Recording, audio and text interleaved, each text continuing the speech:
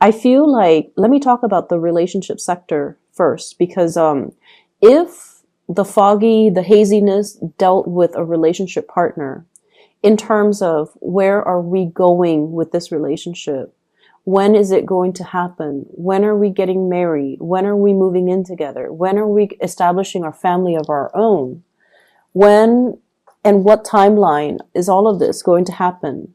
So I feel like the skyline and the timeline imagery, I feel like those line up. So you were very, very concerned about a timeline. When is this going to happen? And are you able to promise me that it's going to happen? I feel like you're getting the confirmation from your partner that it is going to happen. Okay. And this is like for those of you who have been seriously dating and you've had these conversations, I definitely feel like the fog is lifted. Your partner might have been down in the fog, down in the bogs, and trying to, secure a future for the two of you. And so they lacked a sense of direction. But this is the week where things are going to be made clear. There will be conversations had about the direction in this relationship. And I feel like it is taking off for the better, or it's heading into a more stable situation. So what I have here is the Ten of Coins and the Lovers. And the Lovers is heading straight into the Ten of Coins, the Ten of Pentacles, which is a solid relationship, a house, a stable family structure. So I definitely see a traditional wedding for many of you.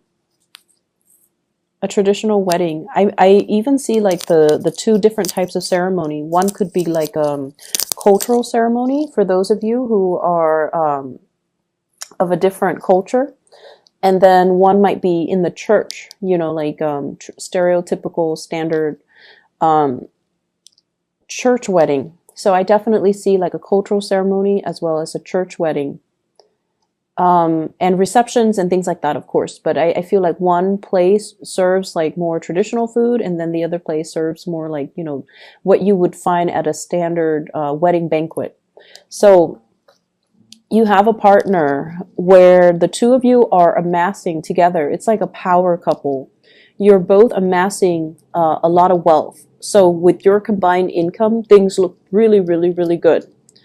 And I also feel like, you're at a point and your partner's at a point where financially you're very stable. So you want to settle down. You want to have a family. You want to build things up from the ground, and you want to leave a legacy behind. So whatever oppositions you have faced, whatever lack of clarity or uncertainty you have been dealing with for the past few years with this relationship partner, you're going to get your wishes fulfilled, and you're going to get that stability, that promise, okay? I feel like for some of you, you're letting other people interfere in your relationships. Parents might not approve of a person that you're dating, and you kind of need to let that go, okay? Cut the umbilical cords and just let that go, because you're dating that person, no one else is. So their opinions shouldn't matter. I don't feel like they're approaching this from a place of love. Like they're not telling you, don't date that person because, he or she is a drunkard or an addict. Like they're not approaching it from a place where they care about your well-being. There's nothing wrong with the person that you're dating. But for whatever reason, the family member might interfere in the relationship out of jealousy. Not so much out of jealousy that, I guess, of you, but more so because your partner is taking time away from them. Okay, it's like you're spending a lot of time with your partner, and you're spending less time with the family member, and so the family member is lashing out in a resentful way, like, you're not spending enough time with me. This person is hogging all of your time. Therefore, he or she is not a good person. So I feel like they're speaking from a place of abandonment and envy. I hope that makes sense. So don't mind that energy, and especially, who cares what people say? You love who you love, and you're going to do it anyways. I feel like you're going to, date whoever you want anyways. However, I do feel like, the bottom line is the people we care about, their opinions matter a lot to us. But if it's coming from a place of jealousy and resentment and abandonment, don't pay any attention to it. Okay? Preserve your relationship. I'm feeling as well, some of you have a little bit of a blast from the past here. I see a water sign. So this is a Pisces, a Cancer, or a Scorpio. Very little change has happened, okay, since you last broke up with them. Be aware of that. So whatever the reason that you guys broke up in the first place, and I feel like it's lack of reciprocity, lack of emotional investment. So it could be from your end or from their end, but I feel like it might be from their end. They might not be able to match the level of your investment in them. And they might not be able to match your level of intensity. They might not be as straightforward with their feelings as you are, or they might not be as affectionate and as committed as you would hope. So whatever the reason was that you guys broke up in the past, they haven't changed much. There is a second chance with this person, but I feel like they haven't really changed much. So getting back together, you can have fun for a short period of time. The same problems will resurface. I feel many of you have gotten older and wiser. And so you have the tools at your disposal to, I guess, tackle the issues this time around. You definitely can do that. But the other person hasn't changed much. So I just want you to reiterate that. And I feel like you're still going to go for it.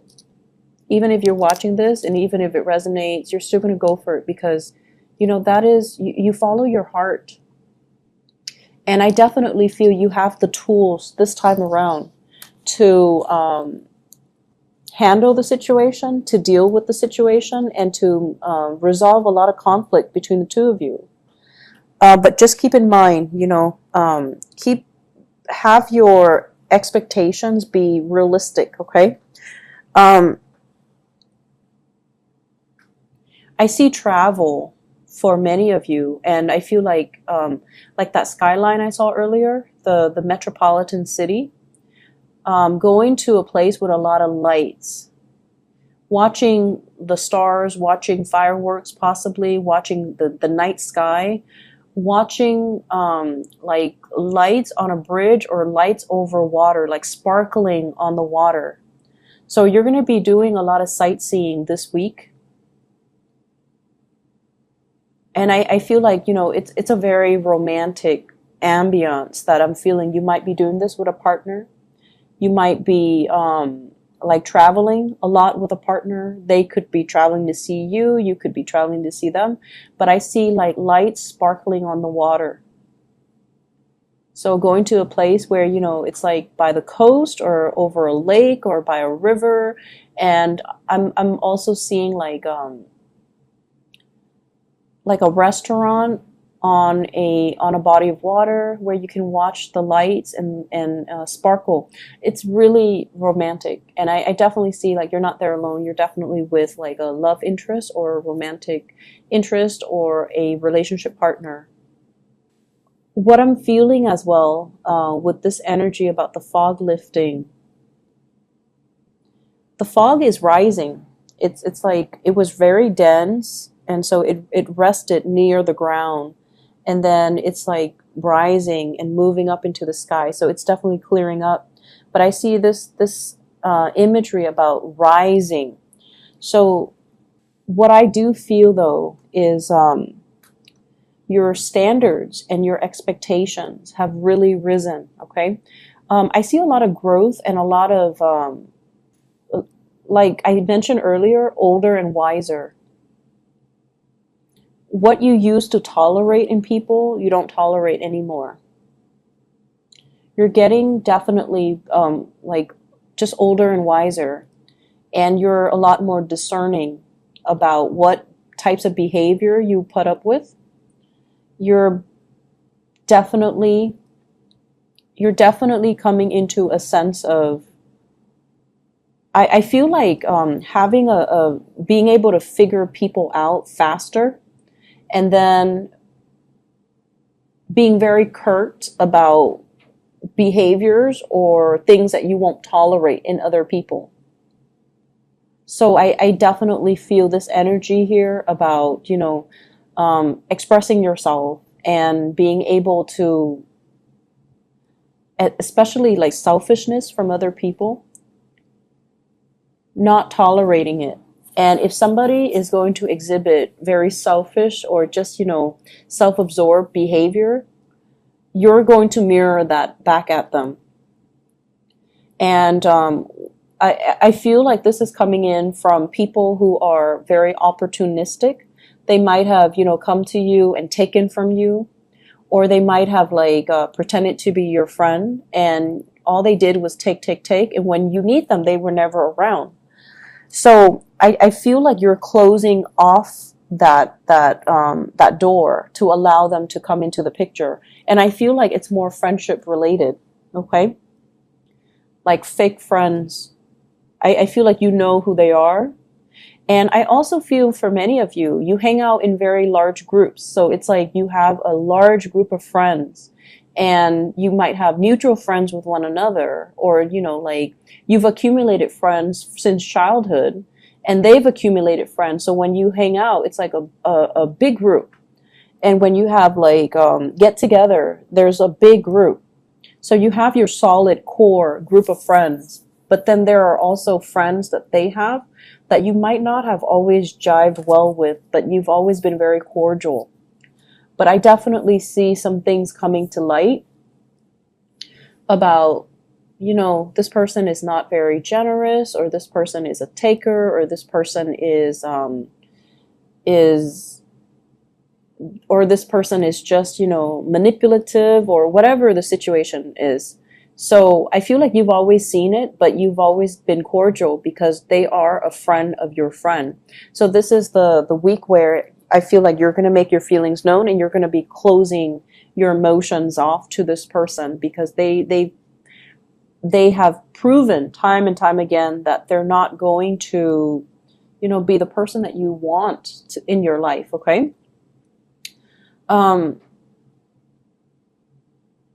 Yeah, I see a lot of travel, a lot of movement with this spread. And I feel like, you need to get away. I don't know why, but I feel like the work situation hasn't been too great. I see a little bit of isolation in the work environment, not feeling like that sense of camaraderie, not feeling like you belong, not feeling like you stand out in some way.